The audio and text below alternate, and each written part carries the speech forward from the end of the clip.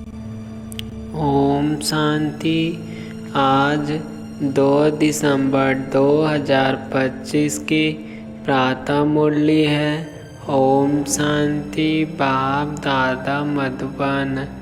आज बाबा ने अपने मीठे मीठे बच्चों से कहा, मीठे बच्चे, तुम्हारा वायदा है कि जब आप आएंगे तो हम बारी जाएंगे।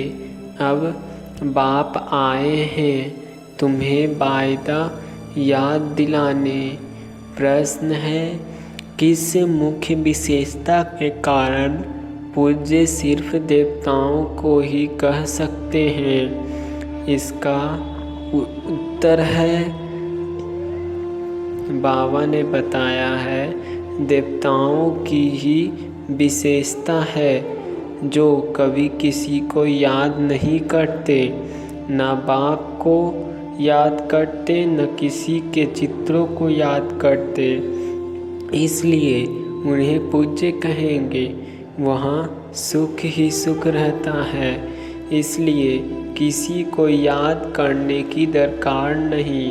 अभी तुम एक बाप की याद से ऐसे पूज्य पावन बने हो जो फिर याद करने की दरकार ही नहीं रहती है। अब धारणा के लिए मुख्य सार है। पहली पॉइंट, स्वयं को श्रेष्ठ बनाने के लिए बाप की जो श्रीमत मिलती है उस पर चलना है। दैवी गुण धारण करने हैं। खान पान चलन सब रॉयल रखना है। दूसरी पॉइंट है, 1-2 को याद नहीं करना है, लेकिन रिगार्ड जरूर देना है। पावन बनने का पुरुषार्थ करना और कराना है।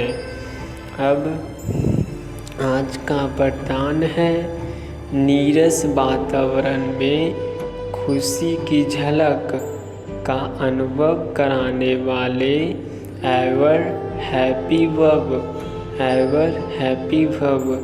एवर हैप्पी अर्थात सदा खुश रहने का वरदान जिन बच्चों को प्राप्त है वह दुख की लहर उत्पन्न करने वाले वातावरण में, नीरस वातावरण में, अप्राप्ति का अनुभव कराने वाले वातावरण में सदा खुश रहेंगे और अपनी खुशी की झलक से दुख और उदासी के वातावरण को ऐसे परिवर्तन करेंगे जैसे सूर्य अंधकार को परिवर्तन कर देता है।